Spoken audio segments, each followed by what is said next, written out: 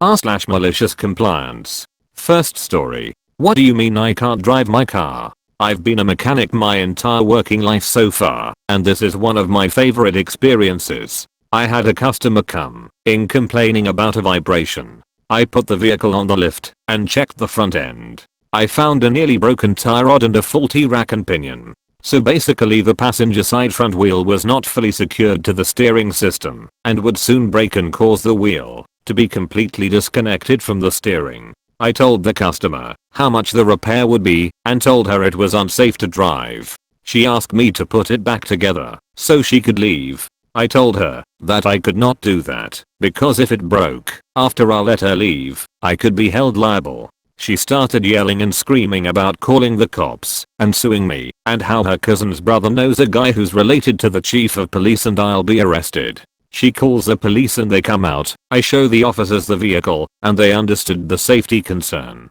They told me to just put the car down and let her leave. I didn't even made her sign a statement declining crucial safety repairs. She left with the most haha, I told you, so smug grin on her face. Until she left the property, got pulled over, and her car impounded. They also gave her a ticket for reckless driving. I was so happy seeing her car get towed. Edit for clarification. The cops told her it was against the law to drive it. The state laws back then allowed me to do exactly what I did. I offered to discount the price of the repair and take payments. She still refused. And I don't care how well versed you think you are in the law, you don't know when or where this took place. And no, I won't tell you what state I'm in, because I have already had several people message me saying they are going to try and find my shop just to harass and blast me.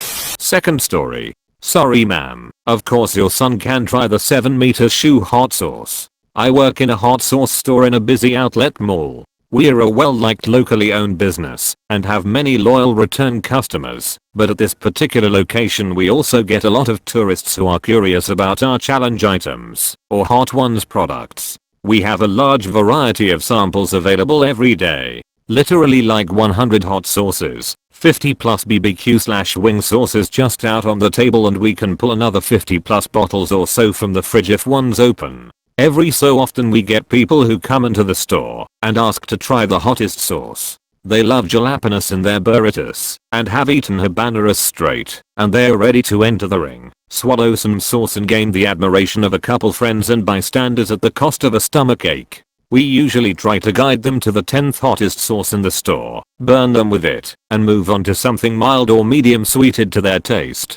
Today while I was selling items to people who were actually paying for things, a 10 or so year old boy enters the store. I always get wary when children enter the store alone because it is full of glass bottles. They usually dart straight for the shelves and pick something up, but this child came barreling towards me like a bullet. While I make change for the couple buying some sauce, he calls out to me, "Excuse me," in a horrendous whinny pitch. I ignore the rude interruption and continue my conversation with my customers. He parrots it again 12 times or so back to back as I thank these people and get them out of the store. Finally, I turn to him. "How can I help you? Where the fuck are this kid's parents? Hi, can I try the hottest sauce in the store? Not this shit again. I'm not dealing with this, not with a 10-year-old kid." I explained to him that the hottest sauce on the table is Hellboy, right hand of doom. It's spiked with a 6.66 million Scoville extract, and honestly if you're not experienced with this kind of stuff, more than just a tiny bit can really mess up a good part of your day.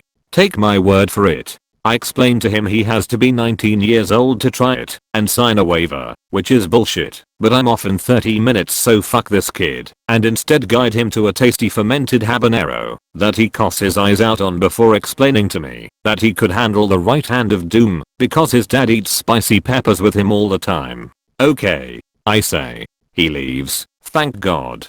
15 minutes later I'm interrupted by another customer. This time a gigantic woman in a blue blouse. She's set next to my sample table like a giant blueberry, blocking up 20% of my floor space. "Excuse me, apple doesn't fall far." The customers I'm with are polite and excuse me to speak to her. "You didn't let my son try the sauce." I explained to her that it has extract in it several hundreds times hotter than anything he has ever eaten, and that it can cause him severe discomfort, and that I will not let him try it in my store. I explain that she is free to purchase the sauce and have him try it at home if she so wishes. She explains to me that she married a Mexican man and that I wouldn't believe the things we ate in New Mexico City, where he grew up. When I asked what they had eaten there, she told me things hotter than anything we have in the store. At this point her daughter interrupts our conversation. I shit you not. Excuse me. What? I'm getting annoyed. I was annoyed from the second I saw the kid and now he's back 20 minutes later with 3 of him. Why do you sell Valentina? It's not even a hot sauce. Jesus Christ. Aren't you from Mexico? It says fucking salsa picante on the goddamn bottle. It's $5.50. I'm off at 6. I've had enough. How about this? You can try the sauce, and if it's as mild as you think, I'll let him try it. She agreed and grabbed her sample stick. I reached for the right hand of doom and unscrewed the cap. Its nuclear aroma sending memories of aches to my stomach. As she goes to dip the stick into the sauce, I want her to only take a small amount. She grins at me and dips the stick all the way into the sauce. Trap card, bitch. She slaps it into her mouth. Immediately she looks uneasy before she throws herself into pure agony. She is coughing, swinging her head back and forth, trying desperately to speak, but she cannot muster any words. She dropped her sample stick in all the chaos. After a solid few minutes of coughing and dry heaving, she manages a single word, water. I explain to her that water won't help her now. My relief walks through the door just in time to witness the finish. She tells me that the only reason she is coughing is because it went down the wrong pipe. She then immediately vomits into our garbage can. She apologizes for spitting up, like she didn't just rocket launch half a liter of chum into my trash can, and then leaves without saying anything else. I tossed out the trash with a smile on my face and clocked out. Third story. Restaurant employee amuses himself, delights me and my kids. Yesterday I decided to take my kids to an international chain restaurant. In this restaurant, the kids' meal comes with ice cream. But, you have to serve yourself. That was a problem, because there weren't any bowls beside the ice cream machine. So I thought, I know what to do. I'll simply ask an employee for some bowls. And that's just what I did. So he turns to look at the vast array of bowls behind him, some sauce sized, some entree salad sized, and many in between. And we realize that neither of us knows what size the kids' ice cream is intended to be. So he thought, I know what to do. I'll simply ask a manager. And he says, hey boss, what do we put the kids' ice cream in? Without turning around, the boss says a fucking bowl. What do you think? Yep, but what size of bowl? The boss, with his inimitable charm, tact, and grace, says just fucking give him a bowl. The employee looked back at the bowls, and then I saw him get a big grin over his face. I apologize about that, sir. I think it's probably these ones, he says, as he hands me 2 of the largest bowls they have in the restaurant, practically giggling with glee. My children were similarly delighted. The manager walked by when we were halfway through and made a noise like a startled opossum, but said no actual words. Definitely going back there. Fourth story. I demand to be put in a seat that is able to recline. A few years ago I was on a flight from LA to Singapore. Takes 16 plus hours. I'm a tall dude, around 6 feet 3 inches, 190 centimeters, so I don't fit very well in economy class seats. On most planes my knees are often very close or right up against the seat in front of me. This makes it impossible for the person in front of me to recline their seat, which usually isn't a problem once the person in front of me sees how cramped I'm in those tiny seats. However, for this particular flight, the man in front of me was not having it. He tried to recline his seat, but couldn't because my legs were there. He turns around and sees what's happening and asks me something along the lines of, do you mind letting me put my seat back? I respond with, I wish I could, but I physically can't.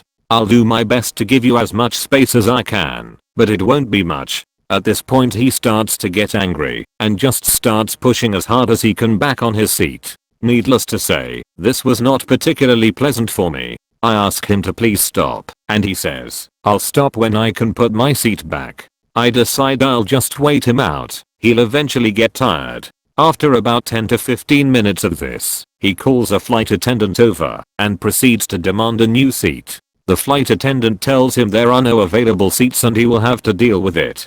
He demands to speak to the pilot. So the flight attendant goes up front to talk to the cockpit.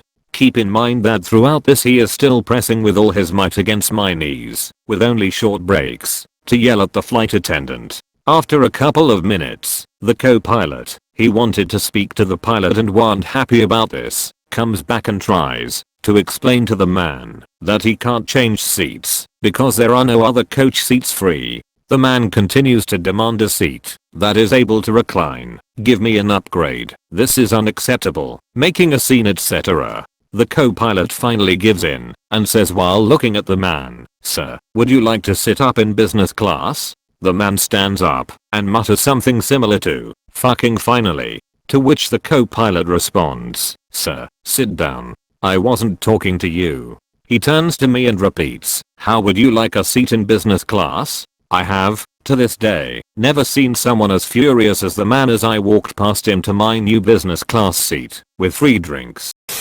Fifth story. Was told to actually read the policy. So I did. I work for an office and we have an 8-week busy season with mandatory overtime, 12-14 HRS/day. During this time, the company agrees to reimburse us for dinner, up to $13 a meal. We just have to submit a claim with our receipts at the end of the busy season. Food options around my work aren't great, so I usually brought my dinner from home. But sometimes I was too tired to cook after a long day, so out of the 8 weeks, I purchased maybe 10 meals. 3 of those meals I spent $13.50, going $0.50 over the limit. This resulted in a whopping $1.50 overage, which my manager said it was no big deal and that I could include on my expense claim. He signed off on it and everything.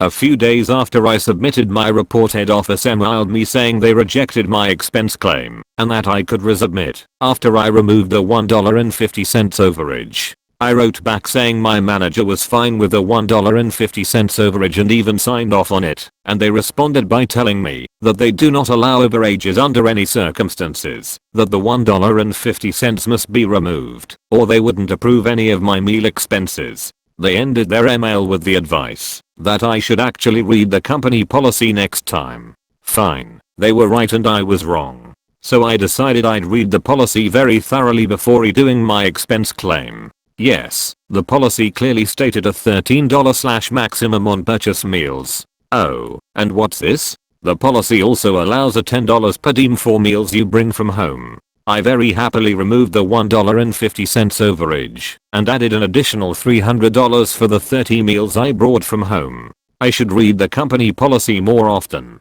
Edit. Thank you for the gold, benevolent Redditor. It's my first time.